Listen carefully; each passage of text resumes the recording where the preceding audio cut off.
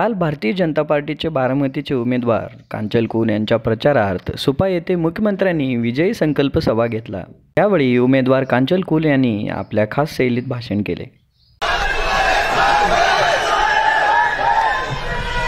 शिव छत्रपती महाराजांच्या पदस्पर्शाने पावन झालेल्या या पवित्र सुपा परगणा भूमीत शाहू फुले आंबेडकर यांच्या पवित्र स्मृतीस अभिवादन करते। आणि मला एक विचारायचंय, मतदार बंधू बहिणींनो, आज वातावरण कसं झालंय? कसं थंड थंड कोल कोल? आज लोकसभेच्या बारामती लोकसभा संघाच्या प्रचार दौऱ्यानिमित्त उपस्थित सन्माननीय व्यासपीठ आपल्या राज्याचे लाडके मुख्यमंत्री आदरणीय देवेंद्रजी फडणवीस साहेब, आदरणीय चंद्रकांत दादा पाटील साहेब, आदरणीय विजयबापू शिवतारे, आमदार बाळाभाऊ बेगडे, दौंडचे विद्यमान आमदार राहुलजी कुल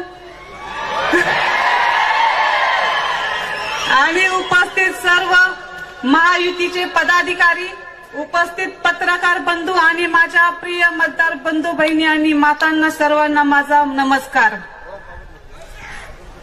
माझी जन्मभूमी ही बारामती आहे आणि आता माझी कर्मभूमी देखील बारामती लोकसभा मतदारसंघच आहे।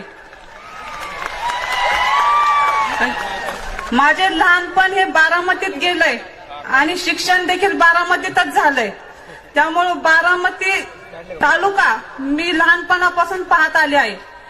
हा तालुका पाहत असताना हा तालुक्याचा जो विकास आहे तो फक्त बारामती शहरापुरताच मर्यादित झालेला आहे। याचा विचार करताना बारामती तालुक्यातील जी दुसरी गावे आहेत तिथं बिलकुल विकास झालेला नाही। आणि आपण विचार केला तर बारामती लोकसभा मतदारसंघाचे 6 तालुके आहेत।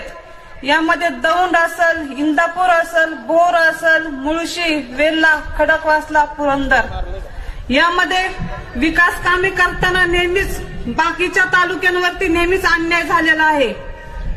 फक्त बारामती शहर सजवायचं आणि बाकीचे तालुके कुजवायचे हाच इतिहास अजूनपर्यंत घडलेला आहे। यासाठी आपल्याला आता परिवर्तन करायचंय।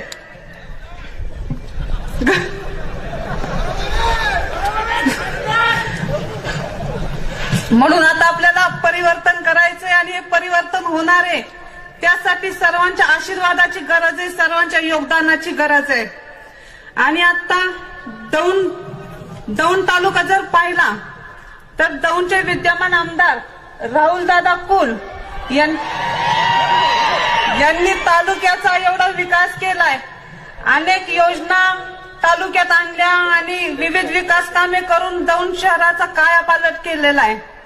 आता दौंडला पाहताना विकासाचं एक मॉडेल म्हणून दौंड तालुक्याकडे पाहिले जाते। असाच विकास हा मला बारामती लोकसभा मतदारसंघाचा करायचा आहे आणि यासाठी मी कटिबद्ध आहे। आणि दौंडचे आमदार राहुलदादा कुल यांनी फक्त बारामती तालुका पुरत्याच मर्यादित विकास केला नाही, तर आता मी प्रचारा दौऱ्यानिमित्त अनेक तालुक्यांना भेट दिली। यामध्ये बारामतीचे आम्हाला लोक भेटली, त्यानंतर इंदापूरची लोक भेटली की ते म्हणाले की राहुलदादांच्या मार्फत आणि आपले मुख्यमंत्री आदरणीय देवेंद्रजी फडणवीस साहेब यांच्या मुख्यमंत्री सहाय्यता निधीतून आमचे अनेक आरोग्यविषयक समस्या होत्या त्या सोडवल्या गेल्या आहेत। आता अशी वस्तुस्थिती आहे की एखाद्या पेशंटला काही अडचण असली तर तो पेशंट आधी दादांना फोन करतो, नंतर तो पेशंट डॉक्टरांना फोन करतो। एवढ्या मोठ्या प्रमाणात आरोग्य निधी हा राहुलदादांनी आणलेला आहे आणि म्हणूनच राहुलदादांना आता सर्वीकडे आरोग्य दूत म्हणले जाते। तर एवढंच नाही तर सुप्यापासून एक 10-12 किलोमीटरवरती चोपडच गाव आहे, तिथे एका मंदिराचा जीर्णोद्धार करायचा होता, पण येथील कुठल्या स्थानिक नेत्यांनी तिथे काहीच मदत केली नाही। त्या ठिकाणी आम्ही आदरणीय महादेवजी जानकर साहेब यांच्या माध्यमातून तिथे स्थानिक निधीतून त्या मंदिराला 10 लाख रुपये मंजूर केले आणि त्या मंदिराचा आता जीर्णोद्धार झालेला आहे। राज्याचे मुख्यमंत्री कसे असावेत त्याचे उदाहरण म्हणजे आता आपले लाडके मुख्यमंत्री आदरणीय देवेंद्रजी फडणवीस साहेबांकडे पाहिले जाते। यांनी राज्यात अनेक विविध विकास योजना आणल्या आणि महाराष्ट्र राज्य विकास कामांच्या बाबतीत सर्व महाराष्ट्राचा विकासाचा कायापालट करून खऱ्या अर्थाने महाराष्ट्र राज्य जर कोणी सुजलाम सुफलाम केला असेल तर तो म्हणजे आपल्या आदरणीय देवेंद्रजी फडणवीस साहेबांनीच। कुल कुटुंबियांचा जर तुम्ही विचार केला तर गेल्या 50 वर्षापासून आमचे कुटुंबीय समाजसेवेसाठी झोकून दिलेलं कुटुंब आहे आणि आमच्या कुटुंबाला समाजसेवेचा वारसा आणि समाजाचा वसा आणि वारसात आमच्या पाठीशी आहे। आणि आता जर दौंडचे विद्यमान आमदारांचं काम देखील आमच्या पाठीशी आहे। हे काम पाहूनच महायुतीने मला ही उमेदवारी दिली आहे, त्याबद्दल मी सर्व महायुतीच्या पदाधिकाऱ्यांचे आभार मानते। आणि जी संधी तुम्ही मला दिली त्या संधीचं मी सोनं निश्चितच करेल, त्यासाठी मी कटिबद्ध आहे। हा माझा आज तुम्हाला शब्द आहे।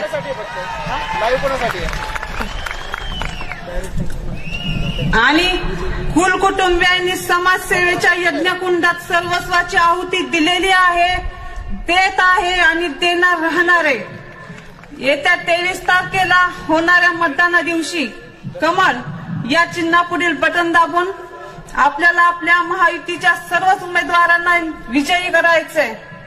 आणि हे मतदान केवळ कुठल्या महायुतीला नसून हे मतदान आपल्या देश सेवेसाठी करायचंय, आपल्या राष्ट्र सेवेसाठी करायचंय आणि आदरणीय पंतप्रधान मोदी साहेबांचे हात बळकट करण्यासाठी आपल्याला हे मतदान करायचंय।